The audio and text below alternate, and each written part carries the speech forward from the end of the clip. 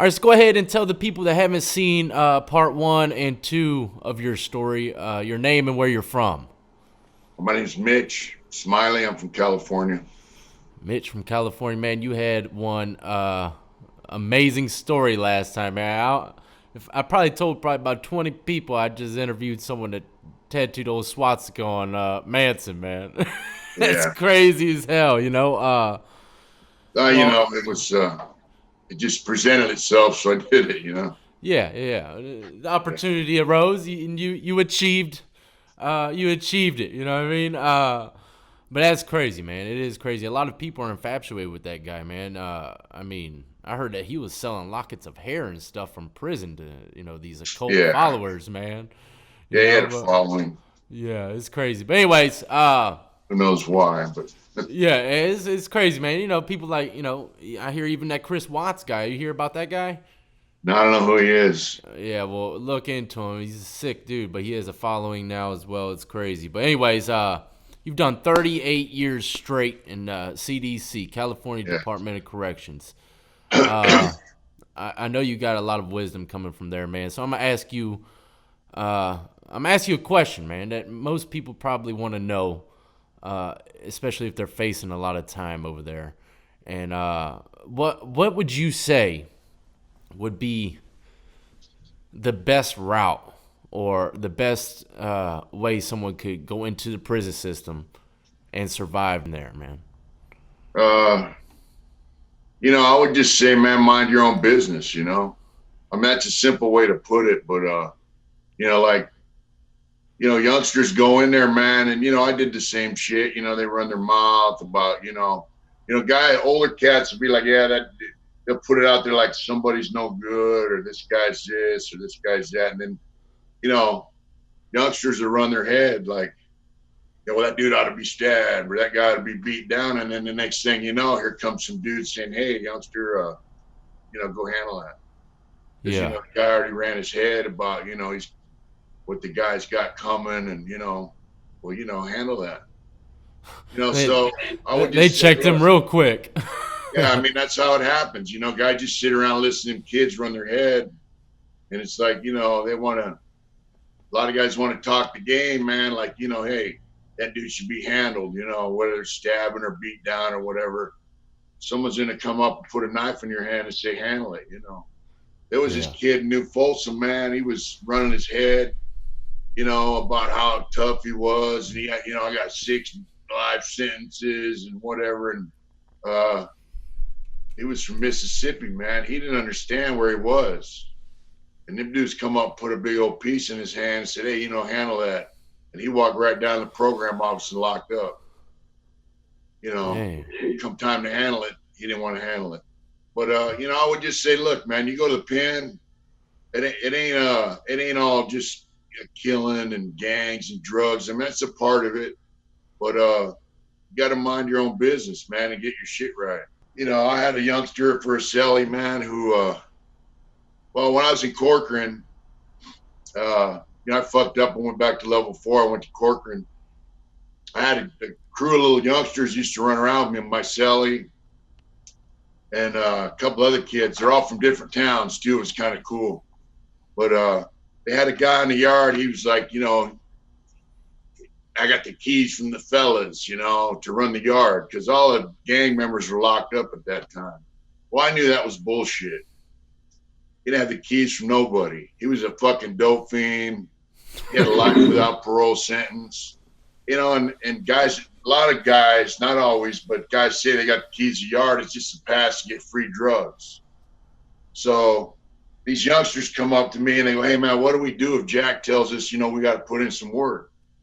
I said, you go tell that dude to go show you how it's done, and you'll do the next one, And, I forgot all about it. 2-3 months went by. I got to remember this dude, my partner was hitting dope, and this dude, tough guy on the yard, running the yard, right? But he's giving up $180 canteen every month so he can get loaded to my partner because my partner had a dope sack. Because he's going to the store, giving up everything he's got so he can shoot dope for 2-3 days, But in the meantime, he's acting like he's running the yard. So anyway, I came out of work one day and these youngsters come running up to me. They go, "Hey man, it went down just like you said." And I'm like, "What are you talking about?" They go, "Man, Jack come and told us, man, that we had to put in some work and handle it. Some dude owed money to somebody, another race or whatever." And he goes, "Man, we told him, man, just what you said, go show us how to do it, and I said, "So what happened?" He says, "They go, nothing, man." He got all mad like a bitch and walked away. He never approached some kids again. He knew they were part of my little crew. They're like, oh damn, Mitch taught you that shit. Did don't Smiley taught you that shit, didn't you, man? But Them what? dudes weren't no punks. One of Yeah, them dudes is out now. He got out because he was a juvenile offender. But he kicked some dude's teeth down his throat on the street. Man, he was a tough kid, and I'm not down all the racial shit, but like in prison, man, at one point, if there was a white crip on the yard, the white dudes wouldn't let him stay on the yard. So one of them kids, we were standing around the basketball court, and it wasn't a matter of whether this guy was going to leave the yard. Someone was going to. It was just a matter of how it was going to be done. The kid was looking over there. He goes, "Fuck it, I'll handle it." He just walked right over. The dude was surrounded by blacks. Knocked him down, stomped him out, and walked right back to us. So he wasn't a punk. they let it He ride. wasn't, he wasn't going to let this dude tell him what to do. And I gave him kind of inspiration to say, "Hey, fuck you. Show us how it's done, lame." You know? Yeah, Uh, they the his fellow homeboys just let him run up on him and do that. yep, Damn. yep. And that was one of the questions I was going to ask you is have you ever seen any white bloods or Crips actually do it, Yeah, they had a big riot when I was in Lancaster on another yard over a Mexican crib, Mexican blood. It was a bad riot, a lot of bloodshed. I've seen shit where white dudes most of the time, man, if it's heads up, you know, my friend Johnny came in the pen. He was brand new to the pen. There was a white crip on a yard in Lancaster, different yard. And he knew he was going to be handled. So he run up on my friend Johnny and try to cut him with a razor thing. So we're like, what the fuck, right? So we go out to the afternoon yard. And I remember my cellie was some young guy. He's a little bitty dude. He goes, "Man, I'm a Christian, but I got to go out there." I say, "Yeah, you got to go out there. And Yeah. he asked my friend, "What do I do?" We're on the yard. He says, "You just stand right by me. You'll be all right. At least he Is was there. But yeah. anyways, some white dudes got at the black, said, "Hey, these dudes are going to go heads up, where it's on." And we were outnumbered like fuck 15-1. The black dudes just kind of laughed. They were like, "Hey, they let it happen, 1-on-1." And Well, that's all right.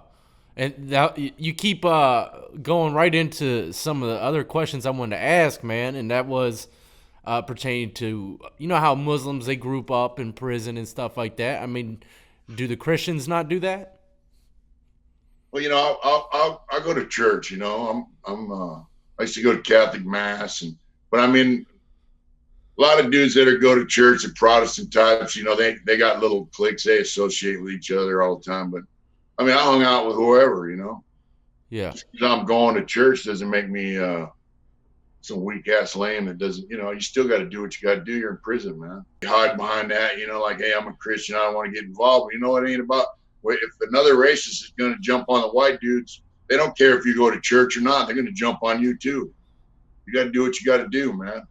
Yeah. Can't just Okay. let your friends go out to the yard and be hung out to dry. I remember we had a riot in Lancaster. It was like 120-11. The Mexicans, Southsiders jumped on white dudes, and one dude ran. You know, he left some old man hung out to dry. Uh, he probably wouldn't have been able to help much because but so when we come off lockdown for that, dude I knew he'd been down longer than me. He had a piece. I go, "What the fuck's up with that?" Timmy goes, "I'm going to show these lames what's up." And he would stab that dude about 11 times, for running. Would you say okay? So this is one thing that I don't really understand too well. Okay, I understand some of those young cats, they might be trying to climb ranks or whatever, something like that. You know, they raise their hand. Yeah, me. Let me go do Yeah, this. You know. yeah. Now, what about the guys that they know they have to roll when it comes down to it, but are they, ever asked to suitcase stuff or go shank someone, and they're not really in the mix like that? They're just minding their business, but they know, the protocol. If they have to roll, they have to, but they're not the ones that raise their hand. Do people pressure guys like that to do things, man? And I don't know how it is in upper level prisons now because I haven't been a level 4 for quite a while. But I left the level 4 in 2003. Uh, but I never seen that. Like, dude, like if you got dope or weapons you need moved around, you're not going to ask some guy who's not in the mix to do it. You see what I'm saying? yeah, Uh, there are guys that'll sweat dudes to put in work, like to go jump on someone or whatever. I mean, I've seen that, but you know, older cats don't get sweated like that. Young dudes that go in there and they want to hang around the homies, and you know, uh, they'll get asked to do shit, you know. But yeah. I had a cellie in Tracy, man, in like '91. He was a mellow dude. He's a punk rocker kid. He loved tattoos and all that. So I moved him in my house. I used to just move dudes in my house and tattoo on them, and then move them out, and move the next guy in. I didn't run dudes in and out of my cell to get tattoos. Anyways, this other cat from LA, man, he was like, man, that guy's a lame. What are you tattooing on him for? And all that shit. He was kind of upset that he wasn't getting tattooed on. Mm-hmm. He didn't like the kid. So one day the kid comes home. He worked in the kitchen with this dude, right? The dude was picking on him, you know. And this youngster wasn't a punk, but he wasn't, he just wasn't. He wasn't a violent kid. So I said, look, man, you got to stand up to that dude. Just tell him, man, just put your fists up and tell him, let's get it on. And later on, the guy come back and he did it. The guy was fucking with him, and he told him, hey, let's just fuck it, let's do it. As I told him, once you stand up to the dude, the guy's a fucking bully, he'll quit. And he did, and that's what happened. And the dude comes to my cell. He goes, what are you pumping heart into that kid? I said, what are you fucking with him for? Yeah, I ain't into tearing people down, man. I'm into blowing them up. yeah, Anyway, that kid used to listen to me. And, he got kicked out of the house when he was a teenager, ran the streets. So I told him, look, you got to get your GED, you got to get a trade, and get a job. Like, you get a good trade, you can have anything you want in life. You want cars, bikes, whatever, man. So he ended up getting out. I transferred around, and about 3 years go by, he called my mom, and he said, he's still, that was, he got out in '91.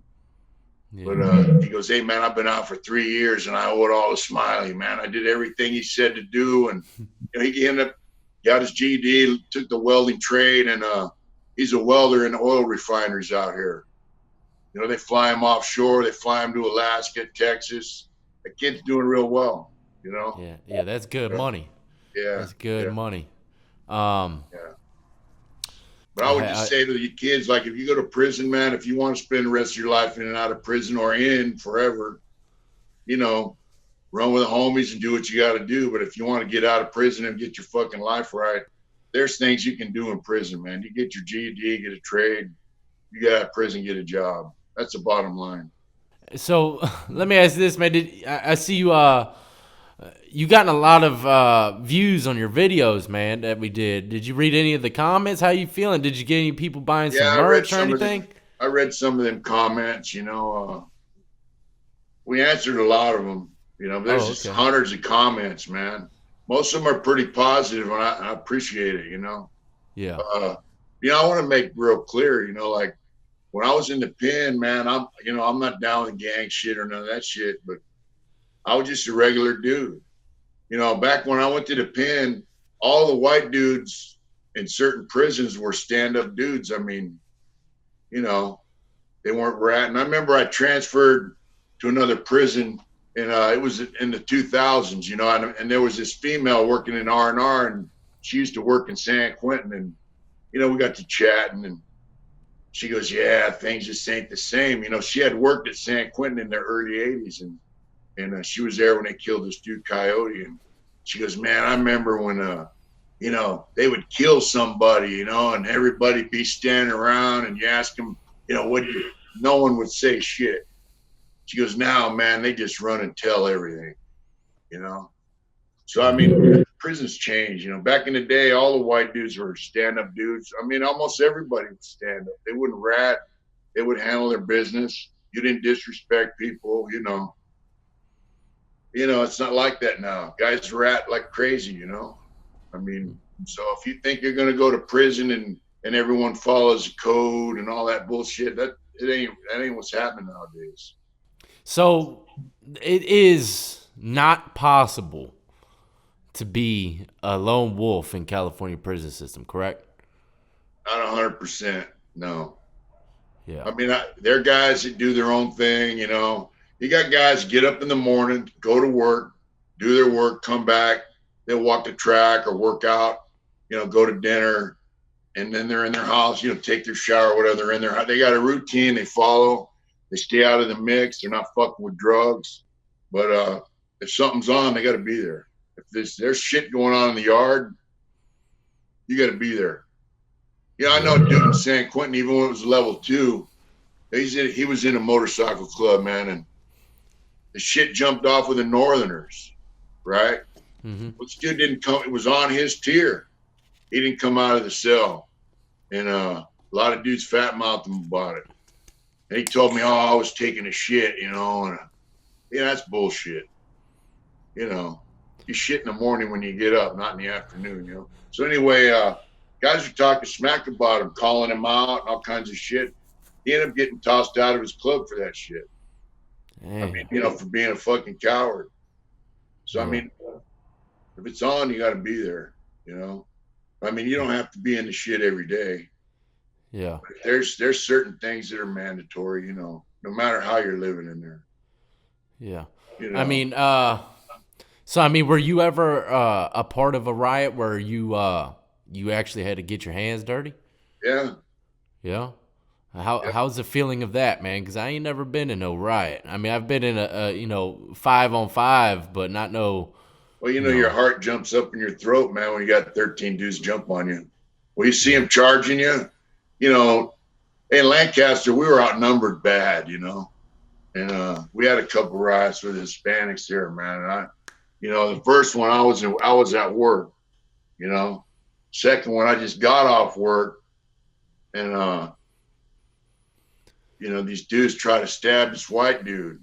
Uh, he was a pretty tough cat, and they're like, "Hey, we don't want that dude on the yard." I said, "Why don't you tell him to go in the cell with him? Heads up, you know." And he said, "Dude, I was talking to," said, "Oh, they already did that, man. He whooped them down, you know." But anyways, we had a riot over this dude, and I remember standing there in front of the building, man, just a whole wall of Mexicans, you know. And when it was on, they just started rushing us, you know.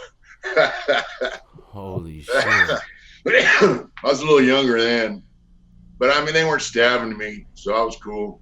They were just slinging them, you know. Yeah. Yeah, That's crazy, man. yeah, it's crazy. uh, um. But there are riots where dudes get stabbed up, man, and it's ugly. You know, Yeah. guys talk about the worst riot in the world or whatever. You know, they had a riot in San Quentin in '82 that went on, you know, 45 minutes. And I mean, they were shooting guys. Guys on one end of the yard were stabbing dudes up. They'd start shooting at them. They'd get down. And then on the other end of the yard, they'd get back up. Guys were just going up and down all over the yard, stabbing the shit out of people. That's crazy. It was ugly. Yeah. What they do when they were people snapping when they took smoking out of prisons out there? You know, I just created a whole new deal. You know, I got in trouble for that. It just created a whole new economy, you know. Uh, Guys that could get tobacco in, you know. And last time I was in San Quentin, this dude I used to work with in Lancaster in Arts and Corrections, he was a clerk down in education.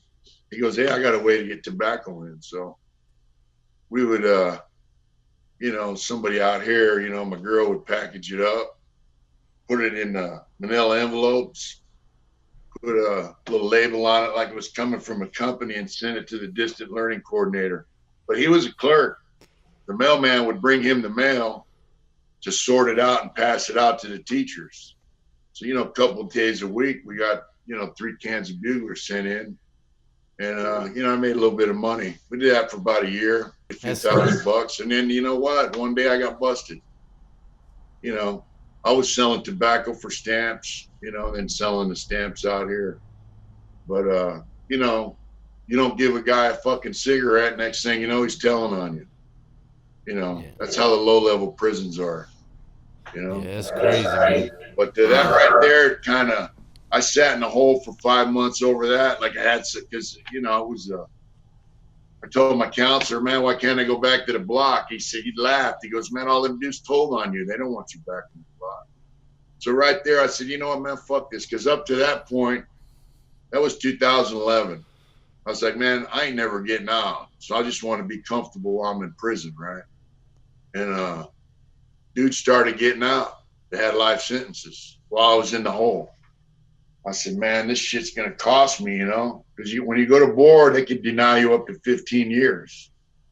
So they transferred me over to Soledad. I went to board and they gave me a 5-year denial over that, Mm. over smuggling tobacco. And that's when I just said, "Man, fuck this. I'm going to start programming better and get out of prison." And, here I am.